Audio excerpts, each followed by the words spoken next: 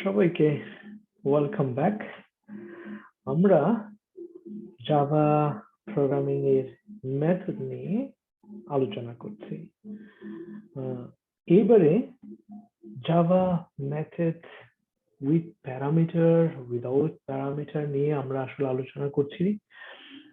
আজকে with parameter নিয়ে আমরা আরেকটু ডিপে যাব, কারণ এই প্যারামিটার এর বিষয়টা যদি ভালো করে না জানি তাহলে আসলে অবজেক্ট ওরিয়েন্টেড প্রোগ্রামিং এ গিয়ে আমরা তালগোল পাকিয়ে ফেলবো। এই জন্য প্রথমেই কিছু বিষয় আমি খুব ক্লিয়ার করে দিতে চাচ্ছি। যেমন প্যারামিটার কিভাবে কাজ করে, ঠিক আছে, সেটা যদি আমি ভালো করে জানতে চাই তাহলে আমরা আসলে ডেটা টাইপসটাও একটু রিক্যাপ করা লাগবে। তাহলে আমি ডেটা টাইপস নিয়েও একটু পেছনে যাব। জাভা মেথড, এইখানে গিয়ে আমি জাভা মেথড কোথায় আছে, একটা আলাদা প্যাকেজ তৈরি করি, com.methods।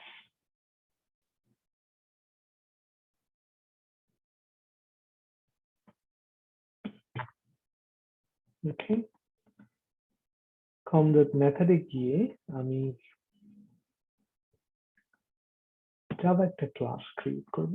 ক্লাসের নাম দিলাম teacher, say for example teacher.java, right? And public static void main select করলাম, then finish। এইটুকু আমাদের দরকার নেই, জাস্ট আমি কন্ট্রোল ডি দিয়ে এটাকে ডিলিট করে দিলাম। ঠিক আছে, ডেটা টাইপ সম্পর্কে আমরা একটু দেখিনি। ডেটা টাইপস আমরা নোট রাখবো। তাহলে আমি কমেন্ট করতে চাই, মাল্টিলাইন কমেন্টস কিভাবে করি আমরা, স্ল্যাশ স্টার দিয়ে এন্টার চাপ দিব, তাহলে মাল্টিলাইন কমেন্টস হয়ে যাবে। ইন্টিজার যদি আমার x সমান সমান 100 হয়, এটা কি ধরনের ডেটা টাইপ? আমরা জানি এটা হলো ইন্টিজার, ইন্ট, রাইট? ঠিক তেমনি আমি ফ্লোট একটা ডেটা টাইপ একটু দেখে নিই, ফ্লোট y, এবং ফ্লোট কি ধরনের হয় সাধারণত, 50 পয়েন্টস, যে কোনো পয়েন্ট হতে পারে, 99 হতে পারে, এবং আমরা f লিখি শেষে, এতে আমরা বুঝি এটা ফ্লোট, রাইট? তারপর ক্যারেক্টার হলো চার বা কার যাই বলি,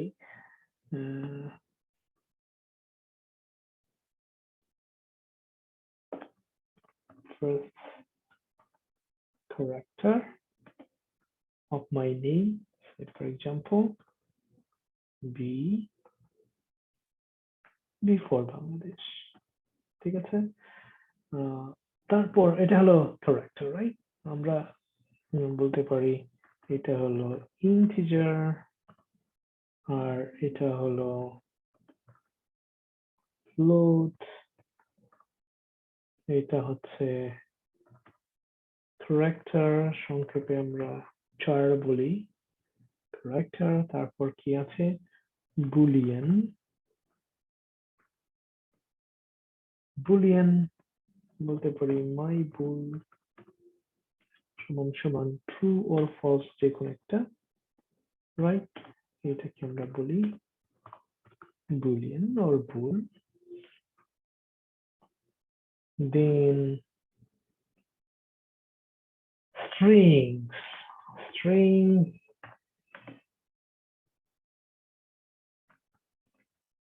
first name equal to Bangladesh, right?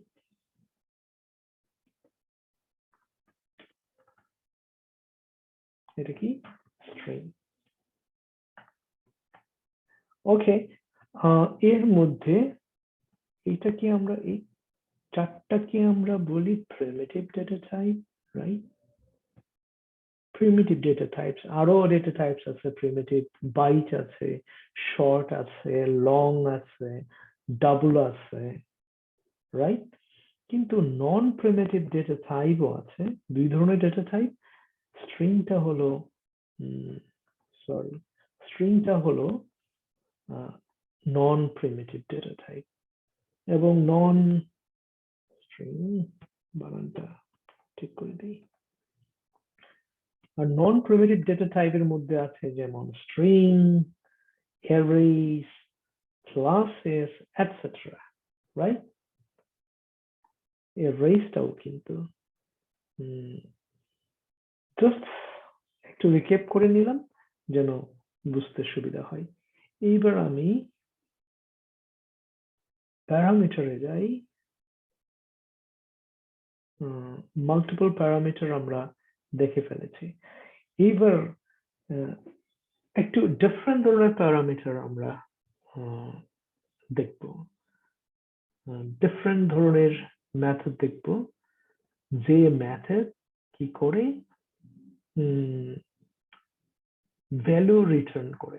এর আগে আমরা যা দেখেছি সেটা হলো ভয়েড দিয়ে আমরা করেছি। আমাদের এটা ছিল যেমন আমি লিখে দেখাতে পারি, static void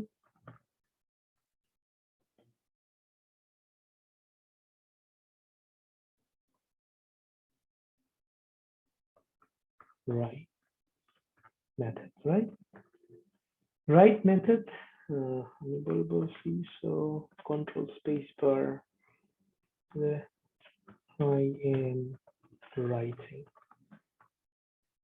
এখানে যে void কিওয়ার্ডটা আছে, void মানেই হলো যে কোনো ভ্যালু রিটার্ন করবে না, ঠিক আছে? এখানে রিটার্ন কোনো কিওয়ার্ড আমরা দেখতে পাচ্ছি না, কিন্তু আমরা এবার দেখব যে ভয়েড শব্দটা আমরা ব্যবহার করব না। তাহলে কি হবে? আমরা যদি মেথডকে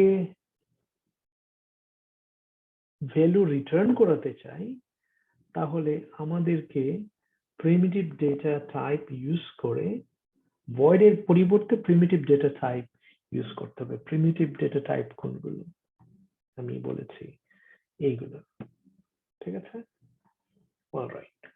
এবং ভয়েড শব্দটা থাকবে না, এর পরিবর্তে আমরা প্রিমিটিভ ডেটা টাইপ ব্যবহার করব। আমি একটু লিখে দেখাচ্ছি, যেমন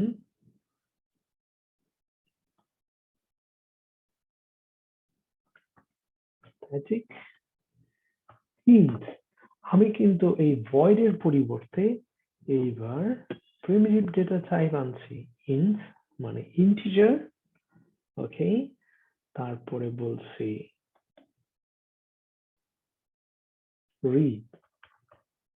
read মেথড, ঠিক আছে? দেন আমি বলবো রিটার্ন একটা কিওয়ার্ড, তার মানে যখন রিটার্ন বলছি আমি ভ্যালু রিটার্ন করাটা চাচ্ছি, ওকে? একটু মনোযোগ দিব কারণ বিষয়টা খুব একটা কমপ্লিকেটেড না, বাট কনসেপ্টটা বোঝাটা খুবই ইম্পর্টেন্ট। অলরাইট, তাহলে সে ফর এক্সাম্পল এইখানে আমি বলবো 500, এর সাথে আমি আরো কিছু যোগ করতে চাই, ঠিক আছে? রিটার্ন করতে চাই কি? একটা integer, okay? Say for example এইখানে তাহলে আমাকে কি করতে হবে? একটা প্যারামিটার ইউজ করতে হবে, এবং সেটা হলো ইন্টিজার a, ওকে? এখন এইটার মান কিন্তু এখনো নাই, কিন্তু 500-র সাথে এইটা যোগ করব, রাইট? আমি বলতে পারি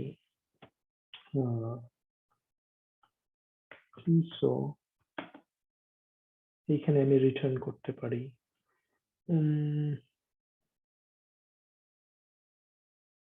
মাই মেথড কি রিড, তাই না? এই ভয়েড যেহেতু রিটার্ন করবে না ভ্যালু, সেটা আমি এখান থেকে বাদ দিয়ে দিলাম। এখন আমি একটা মেথড লিখেছি, কাস্টমাইজ করেছি নিজে, আমি চাচ্ছি এটা ভ্যালু রিটার্ন করবে, তাহলে আমি রিড এই মেথডটা জাস্ট এখানে প্রিন্ট করব। এন্ড আমি জানি এ এর ভ্যালু হলো, আমি দিলাম 100, সরি আমি যেহেতু প্রিন্ট করব, কোথায় যাব? মেইন মেথডে যাবে। মেইন মেথড কোথায়? এইখানে। অলরাইট, ওকে। এই রিড মেথডটা আমি প্রিন্ট করছি, ঠিক আছে। আর এর ভেতরে যেহেতু একটা প্যারামিটার আছে, এই প্যারামিটারের মানটা বসাচ্ছি 500 প্লাস এ, এর মান হলো ভ্যালু 100, তাহলে কি দাঁড়াচ্ছে? 500 প্লাস এ। কি রিটার্ন করবে এখন দেখা যাক।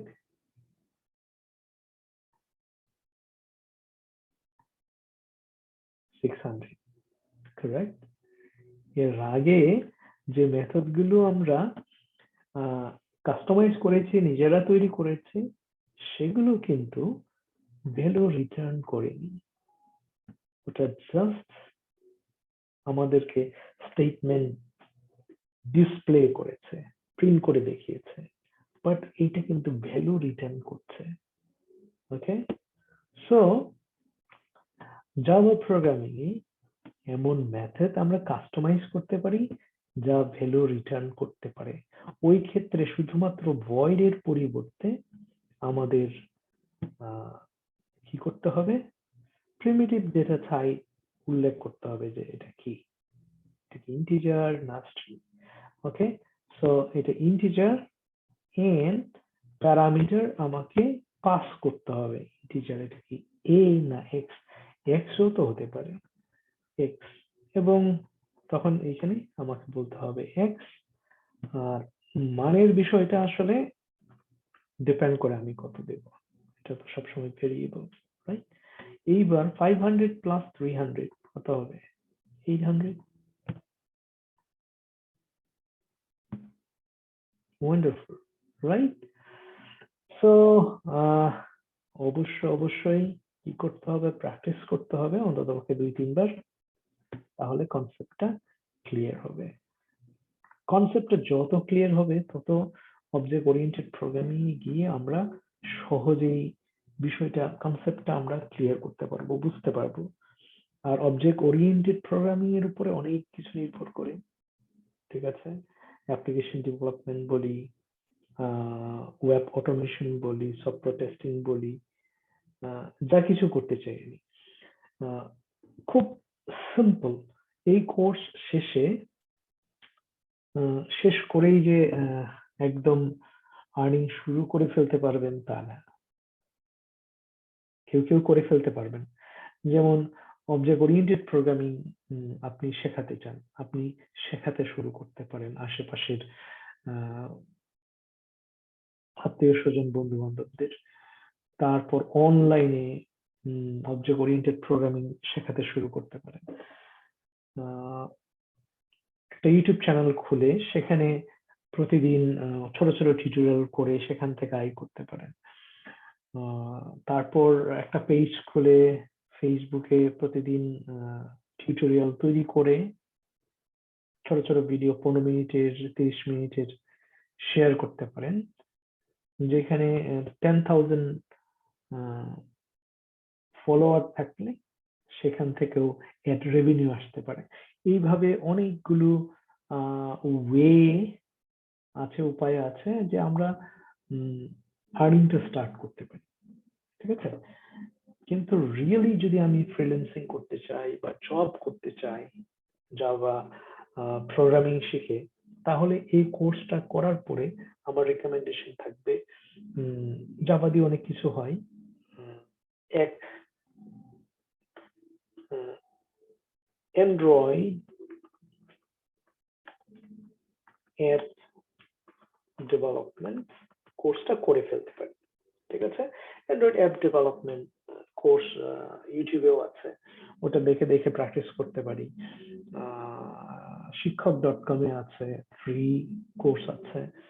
তারপরে ইনস্ট্রাক্টরিতে আই গেস আছে, আমরা দেখতে পারি। তারপরে আরেকটা করতে পারি কি, কিউএ অটোমেশন,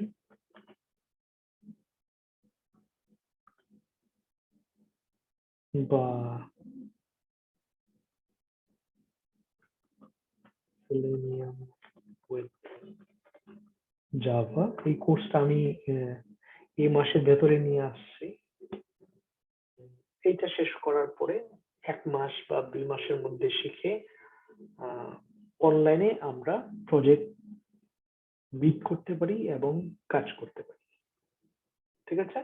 এবং কেউ যদি স্যাটিসফাই হয় আমাদের কাজে, আপনার কাজে, আপনি পার্মানেন্ট জবও পেতে পারেন এবং তাদের স্যালারি অনেক হাই, ঠিক আছে?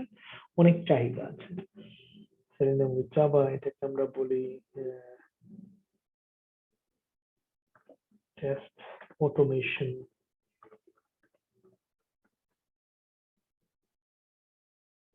তারপরে এটাকে আমরা এসটেটও বলি। এসটেট মানে হলো software development engineer in test. এটা 2-3 মাসে শিখে ফেললে আপনি সফটওয়্যার ইঞ্জিনিয়ার ইন টেস্ট হতে পারেন, ঠিক আছে? আমেরিকায় তাদের স্যালারি স্টার্ট হয় $75,000 $1,00,000 উপরে। সো ঘন্টায় ইজিলি $40 থেকে $50 অনলাইনে কাজ করে অনেকে আয় করে, ঠিক আছে? দেন হতে পারে সফটওয়্যার ডেভেলপার, ঠিক আছে? সফটওয়্যার ইঞ্জিনিয়ার যারা, সেটাও শিখতে পারি। সো আসলে অনেক কিছু করা যাবে এই কোর্সটা শেষ করার পরে, কিন্তু আরেকটা স্কিল যোগ করতে হবে, either Android app development or QA automation, software testing or software developer or Java programmer, ঠিক আছে? আমি এই কোর্সটার পরে এই কোর্সটা আনবো, এটা সময় লাগবে, 2-3 মাস সময় লাগতে পারে, বাট স্টার্ট করবো আগের মাস থেকেই। এই মাসে আমি এই কোর্সটা নিয়ে আসতেছি। অলরেডি কোর্স আপলোড করা আছে, এখনো অবমুক্ত করা হয় নাই, 2-1 সপ্তাহের মধ্যে স্টার্ট করব। অলরাইট, কিন্তু এই কনসেপ্ট গুলো খুব গুরুত্বের সাথে প্র্যাকটিস করতে হবে এবং বুঝতে হবে, রাইট? সো যারা এই কোর্সে আসতে চান ডেফিনেটলি ওয়েলকাম, কিন্তু মনে রাখতে হবে জাভা অবজেক্ট ওরিয়েন্টেড প্রোগ্রামিং পর্যন্ত তুমি ভাজা ভাজা করতে হবে। Okay, thank you so much, see you in the next session.